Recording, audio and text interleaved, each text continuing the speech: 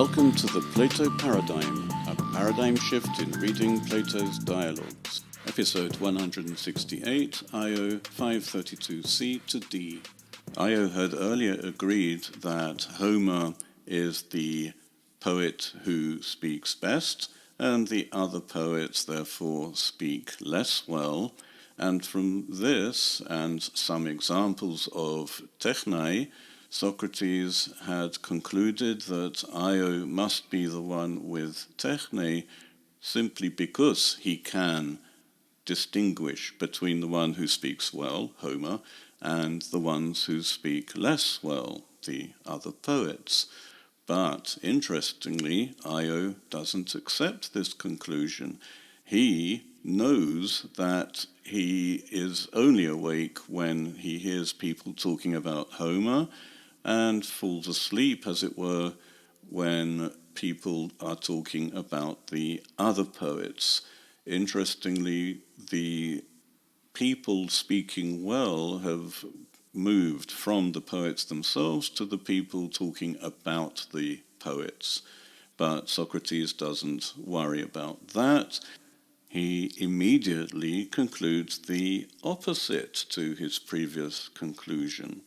U chalipon tu toge kasai o hetaire, ala panti delon, hoti techne kai episteme peri Homero legen adunatos egar techne hoios te esta, kai periton allon poeton hapanton legen hoios tan esta, poetikegar puestin toholon eu? Nai. It isn't difficult to guess this, in other words, the reason why Io is affected the way he is.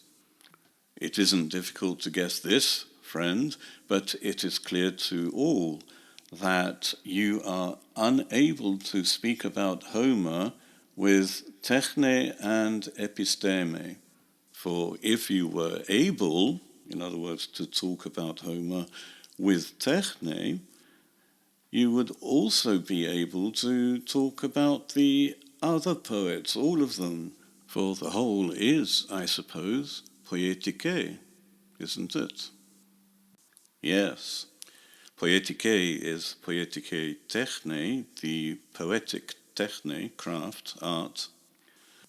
A techne deals with all of its subject matter, so poetike techne would deal with all of poetry. It's interesting that Socrates refers to the poets themselves as the subject matter of poetike techne rather than poetry itself, the art of composition. He's making it the art of composers. But it's the same presumption that they had before when Socrates said that Io must have the techne in order to be able to judge who speaks well and who speaks less well. But given that Io himself says that he himself cannot talk about those who speak less well, that would indicate that he doesn't have the techne. But if he doesn't have the techne, he doesn't have it even for Homer. So when Io talks about Homer, he's not using techne.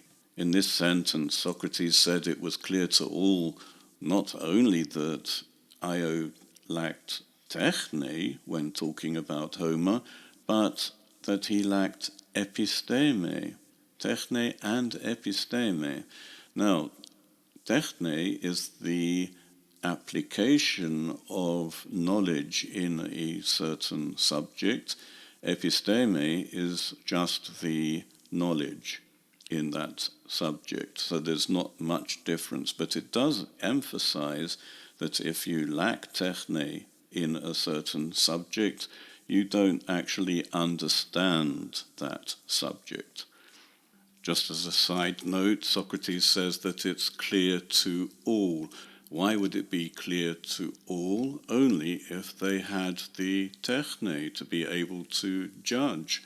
This clearly isn't the case, and we would be right to suspect that Socrates is not completely saying what he himself thinks is true.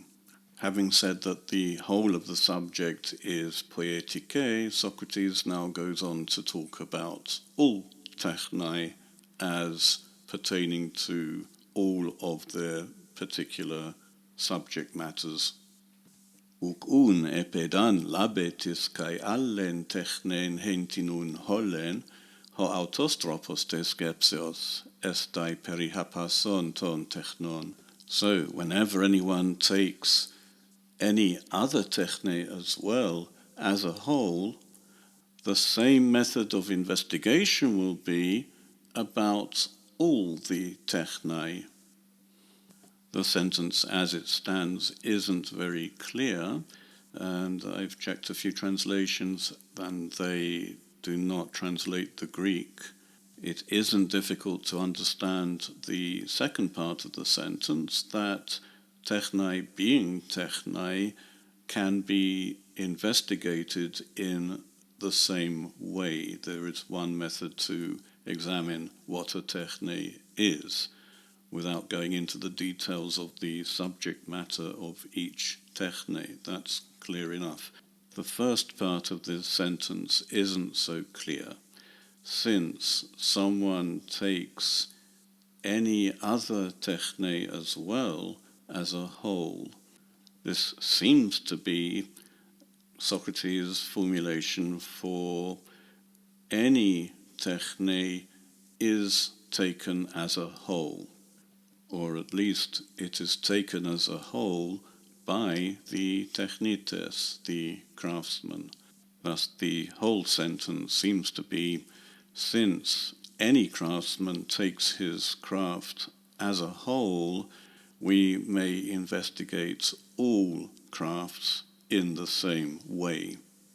I should point out that Socrates has slid from to holon in the previous sentence to holen now, the significance being that the whole of the subject matter was considered to be poietike, while now any techne itself is to be considered as a whole.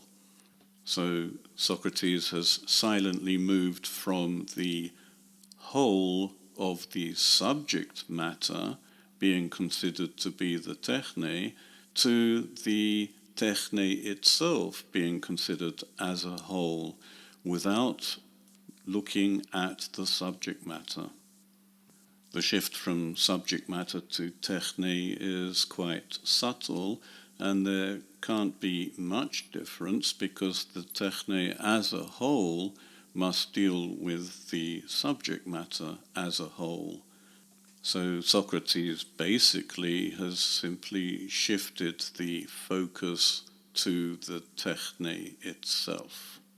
Socrates may have made the formulation deliberately unclear. It wouldn't be the first time he's done it, unless Io is the first dialogue, of course. He follows up immediately with this question. Post tuto lego, de etimu accusai, o ion?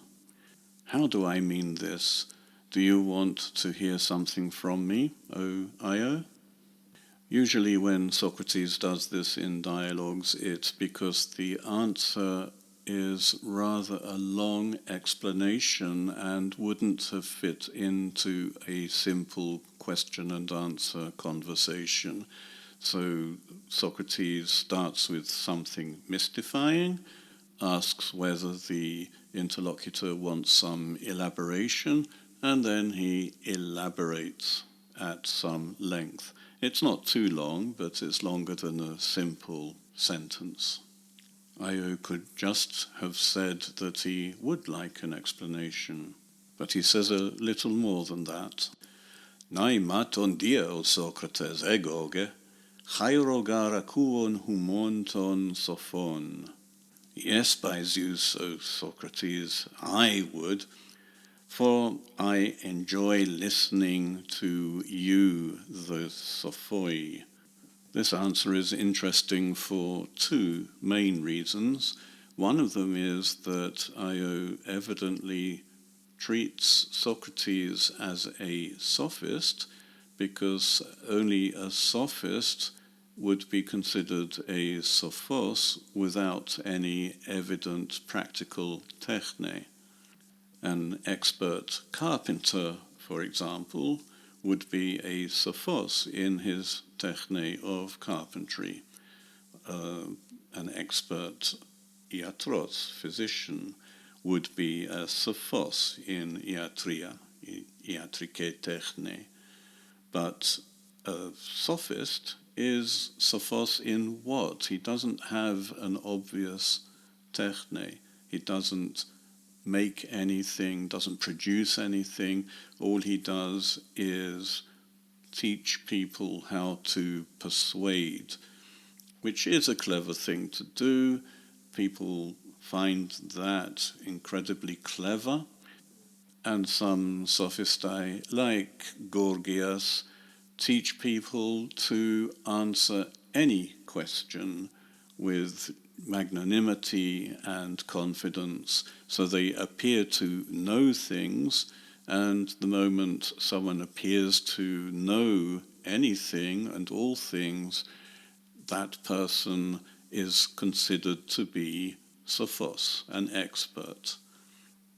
There are, of course, some exceptional sophistae, like Hippias, who do have a range of practical technai, with Plato's Hippias being an extreme example, since he seems to be a jack of all trades and is an expert in all the trades in which he indulges. If Io treats Socrates as a sophist, he wouldn't be alone. We know that Socrates is treated as a sophist even in his trial. And as Plato's Socrates points out, this is partly due to Aristophanes and his comedy, The Clouds. The second reason I find Io's answer so interesting is that we've just heard that Io falls asleep, as it were, when people talk about the poets other than Homer. Why then would Io find enjoyment in listening to people talking about things not even in his field of poetry? Does Io enjoy only those who speak well, or all sophists? And in this case, does he have the ability to distinguish between those who speak well and those who speak less well? Does it mean that he has the techne of, say, rhetorike, or, as is more likely, that he doesn't have it and he hasn't got a clue whom he should enjoy when he listens to them? And, by the way, has he been enjoying listening to Socrates so far?